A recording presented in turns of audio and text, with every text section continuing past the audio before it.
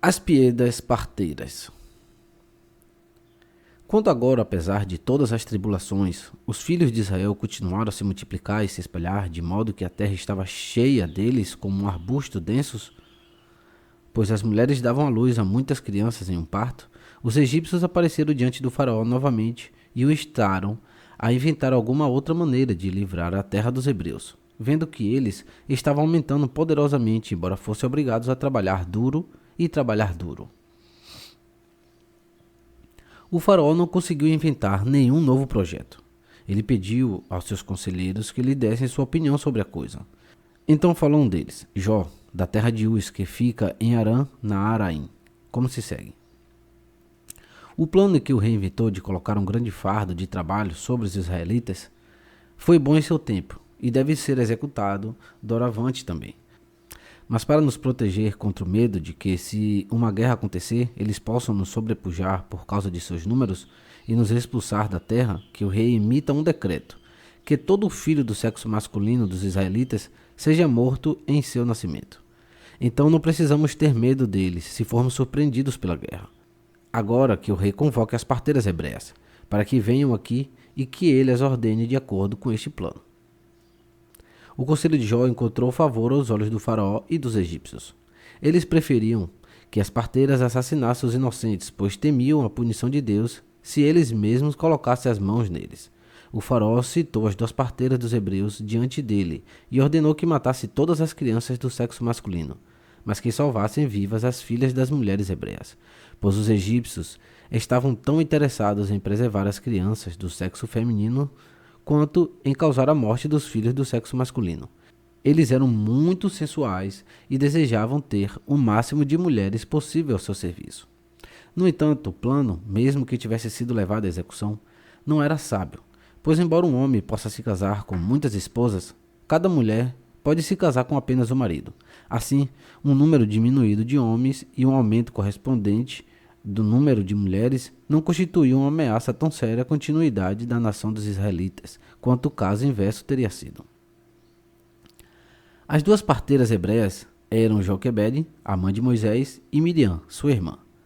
Quando elas apareceram diante do faraó, Miriam exclamou, ai deste homem, quando Deus visitar a retribuição sobre ele por suas más ações.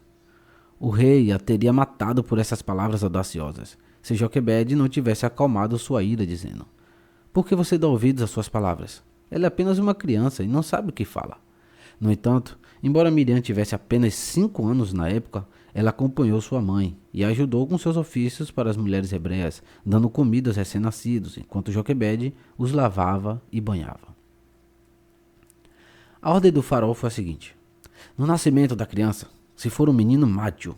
Mas se for uma menina, então você não precisa matá-la, mas você pode salvá-la viva. As parteiras responderam, como saberemos se a criança é menino ou menina? Pois o rei havia ordenado que matasse enquanto ela ainda estivesse nascendo. O faraó respondeu, se a criança sair do útero com o rosto para frente, é um menino, pois olha para a terra, de onde o homem foi tirado.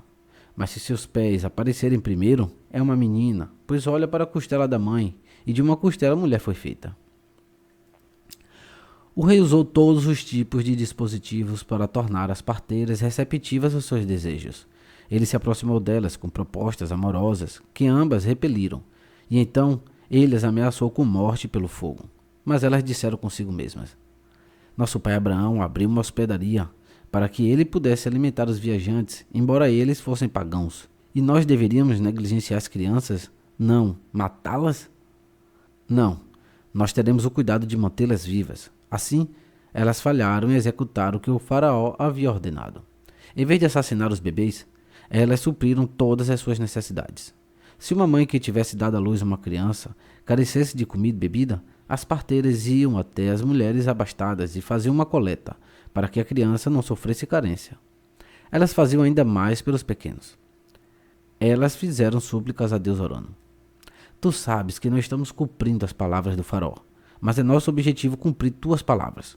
Oh, que seja a tua vontade, nosso Pai, deixar a criança vir ao mundo sã e salva, para que não caiamos sob a suspeita de que tentamos matá-la e a mutilamos na tentativa. O Todo-Poderoso ouviu suas orações. e nenhuma criança nascida sob os cuidados de Sifra e Puá, ou Joquebede e Miriam, como as parteiras também são chamadas, veio ao mundo manca, cega ou afligida por qualquer outro defeito. Vendo que sua ordem era ineficaz, ele convocou as parteiras uma segunda vez e as chamou para prestar contas de sua desobediência. Elas responderam: esta nação é comparada a um animal e outro. E na verdade os hebreus são como os animais. Tão pouco quanto os animais, eles precisam dos ofícios de parteiras. Essas duas mulheres tementes a Deus foram recompensadas de muitas maneiras por suas boas ações. Não apenas o faraó não lhes fez mal algum, mas elas foram feitas ancestrais de sacerdotes e levitas, reis e príncipes. Joquebede se tornou a mãe do sacerdote Arão e do levita Moisés. E da união de Miriam com Calebe surgiu a casa real de Davi. A mão de Deus era visível em sua vida de casada. Ela contraiu uma doença grave, e embora todos que a viam pensassem que a morte certamente a alcançaria, ela se recuperou, e Deus restaurou sua juventude e concedeu-lhe uma beleza incomum, de modo que uma felicidade renovada aguardava seu marido, que havia sido privado dos prazeres da vida conjugal durante sua longa doença. Suas alegrias inesperadas foram a recompensa de sua piedade e confiança em Deus. E outra recompensa foi concedida a Miriam. Ela teve o privilégio de dar à luz Bezalel, o construtor do tabernáculo, que era dotado de sabedoria celestial. Vamos dar continuidade a mais um episódio. Vamos tentar colocar 2 episódios em cada vídeo aqui que eu postar, beleza? Os 3 conselheiros.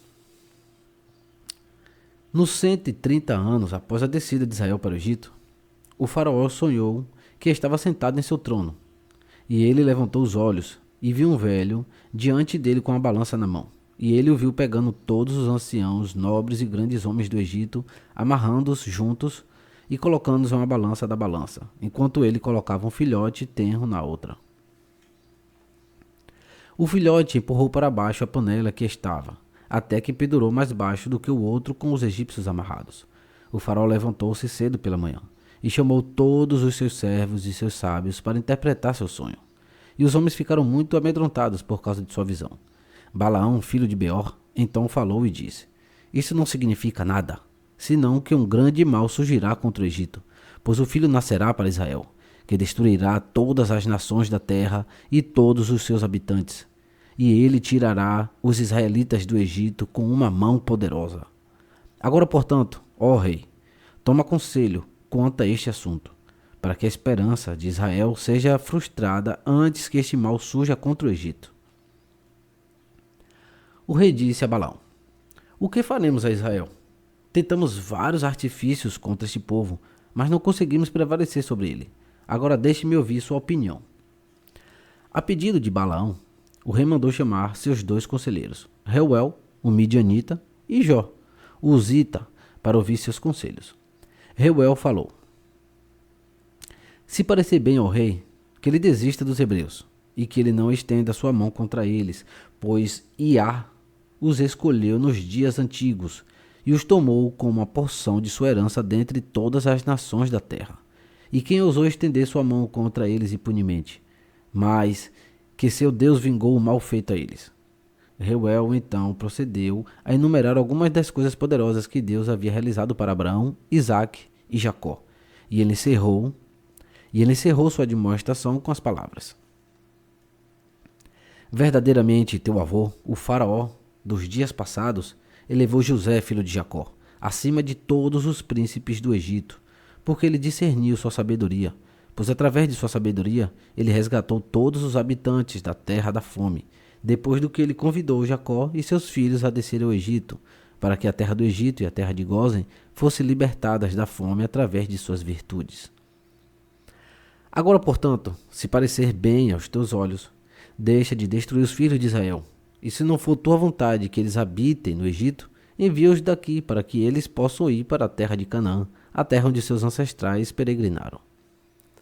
Quando o faraó ouviu as palavras de Jetro, Reuel, ficou extremamente irado com ele, e ele foi expulso desonrado da presença do rei, e foi para Midian. Você vê que é depois que Moisés vai para lá, para Midian, né? Para Jetro, Reuel. O rei então falou a Jó, e disse: o que dizes, Jó? E qual é o teu conselho a respeito dos hebreus? Jó respondeu: Eis que todos os habitantes da terra estão em teu poder, que o rei faça o que lhe bem parecer. Balaão foi o último a falar a mando do rei, e ele disse: De tudo que o rei pode planejar contra os hebreus, eles serão libertados. Se você pensa em diminuí-los pelo fogo flamejante, você não prevalecerá sobre eles, pois Deus livrou Abraão, seu pai, da fornalha, na qual os caldeus o lançaram. Se você perdeu essa parte, aqui nas lendas dos judeus, lá no início, vai estar falando de Abraão na fornalha, ok? Só voltar aí embaixo, vou deixar a playlist e você segue, você vê isso aí. Essa parte de Abraão. Cadê aqui? Talvez você pense em destruí-los com uma espada, mas seu pai Isaac foi libertado de ser abatido pela espada. E se você pensa em reduzi-los através de trabalho duro e rigoroso, você também não prevalecerá, pois seu pai Jacó serviu Labão em todos os tipos de trabalho duro, e ainda assim ele prosperou.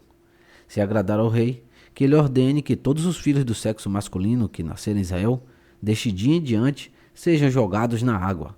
Assim você pode apagar o nome deles, pois nenhum deles, nem nenhum de seus pais, foi tentado dessa forma. Balaão dá uma dica de ouro pro triunfo de Israel praticamente, né? E aí, o que vocês acharam desse episódio aí? Deixem nos comentários, estão gostando da série, da sequência aí, da saga de Moisés? Eu tô gostando. E fiquem na Shalom de Ar. Até a próxima. Essa semana aí, creio eu que vai ter mais episódio. Beleza? Eu tô embalado, dessa forma de gravação aqui tá melhor, tá dando pra eu gravar mais. Eu perco pouco tempo pra fazer as edições, fazer os cortes, né? Que eu leio aqui, mas eu erro algumas palavras, e então eu faço uns cortezinhos, beleza? Lembrando, toda a sequência das lendas dos judeus, desde o volume 1, capítulo 1, tá tudo aí embaixo na descrição. Recapitulando, livro físico das lendas dos judeus não existe, só o site, você entrando lá no vídeo. Eu vou deixar aqui agora no final, nas telas finais, agora o vídeo para você clicar e ser direcionado. Assistir o vídeo lá para você ter acesso gratuito a Cabala, ao Talmud, Midrash, Zohar. E você faz com esse material que você bem entender. Você é dono de si próprio e do seu conhecimento.